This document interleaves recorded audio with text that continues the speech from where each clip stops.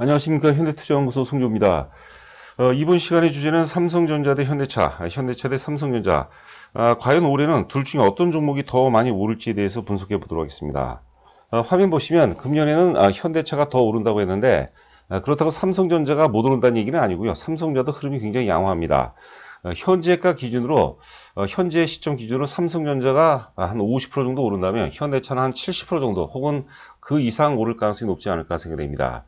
자, 특히 이제 올해 같은 경우는 현대차가 굉장히 강력한 모멘텀이 있습니다. 우리가 그 전기차 플랫폼이라고 하죠. 이 GMP 기반 그 아이오닉 5가 출시가 됩니다. 3월 말에 유럽을 출발로 해서 미국, 그리고 국내 같은 경우는 한 5월 정도 전후로 해서 출시되는 걸로 알고 있는데, 아이오닉 5가 뭐 상당한 어떤 그 상승의 모멘텀이 될 가능성이 높지 않을까 생각됩니다.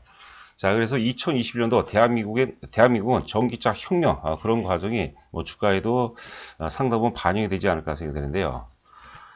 자, 보시는 화면은 시대적 주도주. 시대적 주도주는 존재하지 않았던 새로운 영역에서 탄생한다. 저희가 현대투자연구소 5가지 투자 원칙이 있습니다. 첫 번째가 내가 지금 매수하는 종목 혹은 지금 보유하고 있는 종목이 시대적 흐름과 일치하는가. 이게 굉장히 중요하거든요. 시대적 흐름 혹은 이제 좀 미시적으로 본다면 시장 흐름과 일치하는가. 이것을 우리가 살펴보는 게 가장 중요한데요.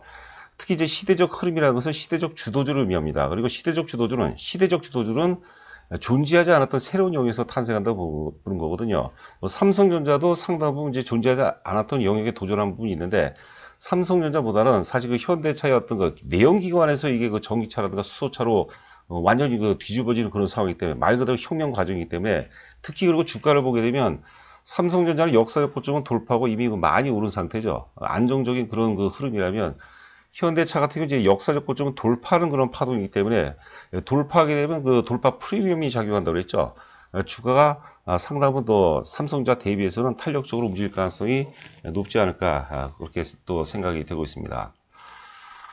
자, 보시는 그림은 이제 2019년도, 2020년도 세계 전기차 시장 점유율 추이입니다. 테슬라가 16%, 2019년도에 16%에서 16.1%에서 2020년이죠. 17.5%.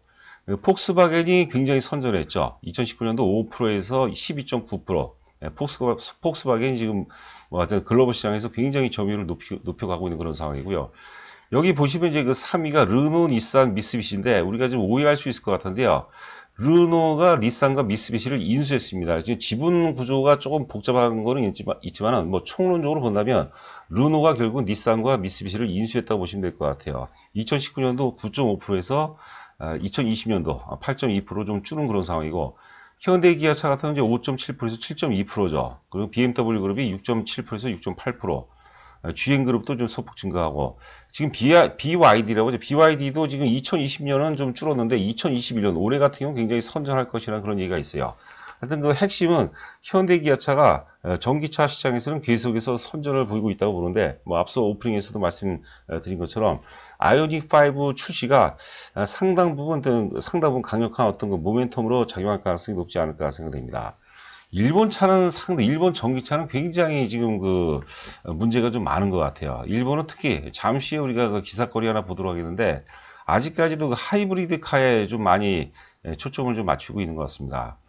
자, 보시는 화면은 이제 아시아경제 2월 18일자 기사가 되겠는데요. 헤드라인이 친환경차 방지턱 걷어내는 정부 차원에서 이제 많이 지원을 한다는 거죠. 현대차 같은 경우 이제 전기차, 수차의 그 날개를 단다, 뭐 이런 내용인데, 우리 예전에 그 수호지를 읽어보면 수호지에 그런 내용이 있습니다. 천하의 도적들라도 관군하고 맞서지 말라는 얘기가 있어요.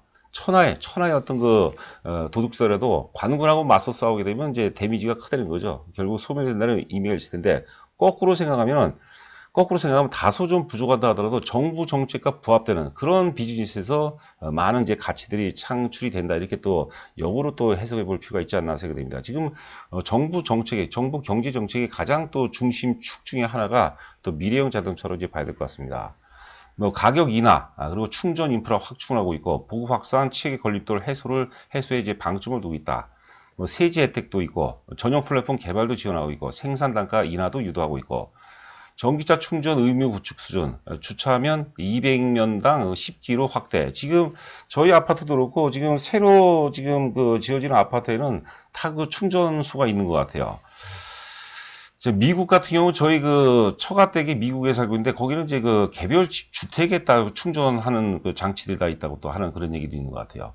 자, 전동화 원년 선언한 현대차. 특히 이제 앞서도 말씀드린 바와 같이 아이오닉 5가 상당한 현대차에 상당한 모멘텀으로 작용될 가능성이 높지 않을까 그런 생각도 해봅니다. 자, 그리고 요거는 이제 그 뉴스 토마토 기사인데요. 하이브리드 집착, 일본차 뒤처지는 전기차 경제. 국내 시판 전기차는 전무하죠. 없습니다. 현대차. 지금도 프리우스가 간간히 좀 다니는 것 같아요. 현대차, 테슬라 적극 행보와 대비. 제가 이제 프리우스 관련된 어떤 스토리를 보니까 도요타에서 이제 프리우스 초기 생산서부터 이게 사실 그 손익분기점 넘어갈 때까지 엄청난 비용이 많이 발생했다고 하더라고요.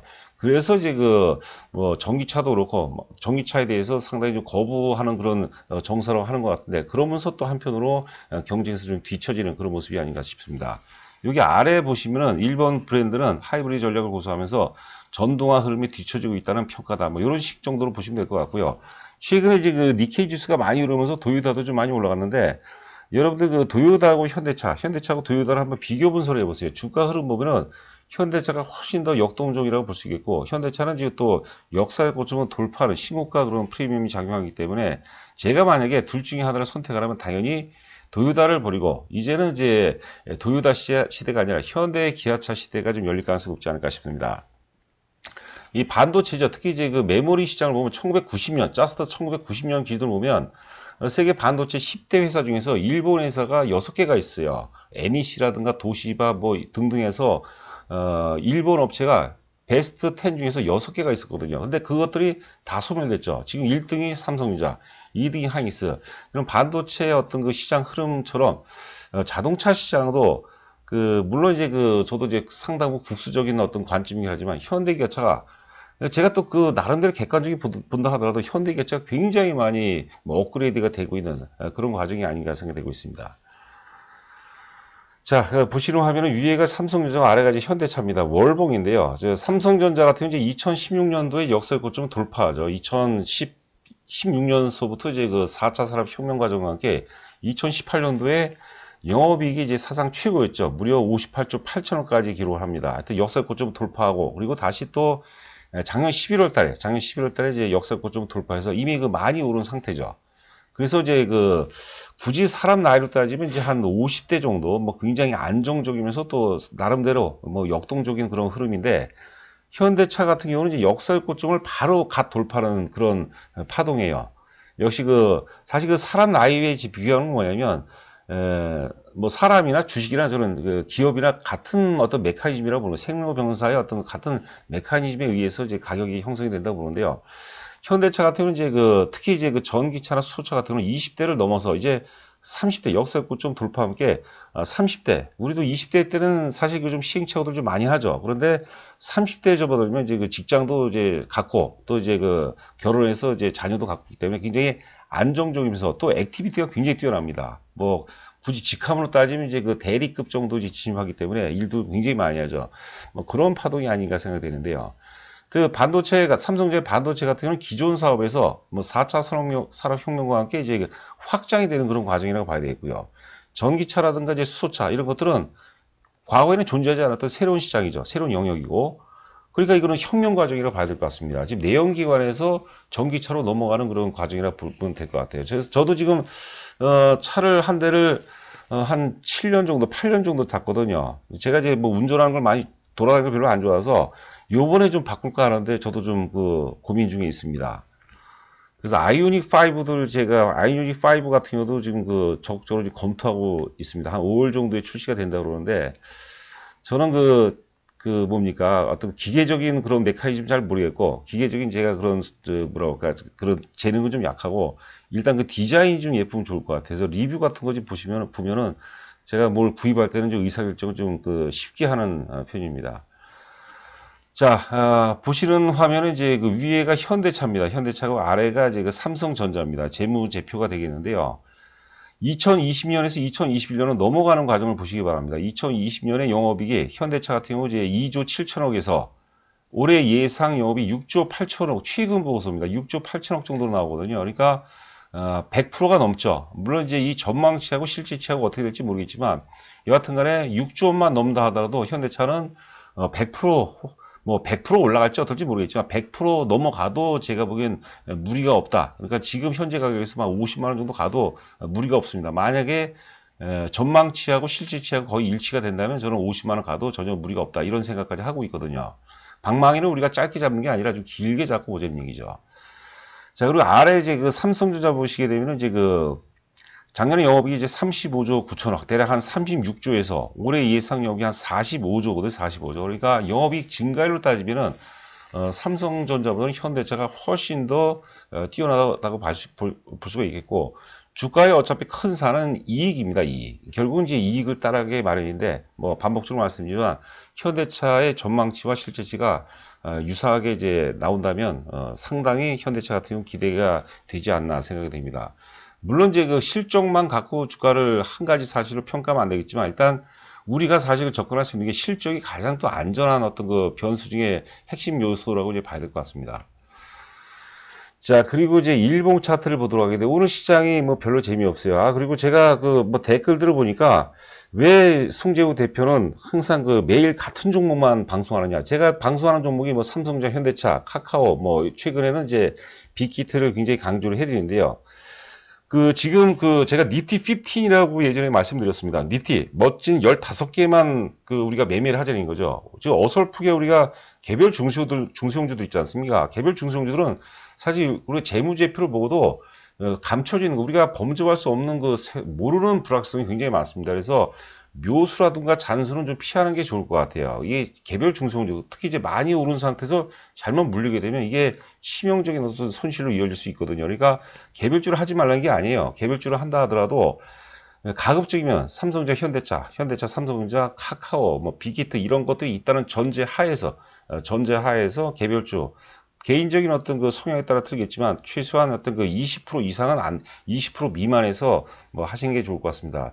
저도 사실 좀 개별주를 얘기하고 싶은데 지금 뭐 구독자 수라든가 혹은 이제 조회수를 감안해서 개별주를 중소형주를 얘기하게 되면 이게 시세가 왜오게 되고 오해 소지가 굉장히 많아요. 그러니까 가급적이면 자제가 있고 나중에 이제 화려한 개별주 장세가 전개가 된다면 묶어서 이제 그 여러 종목을 이제 묶어서 뭐 할 예정에는 있습니다.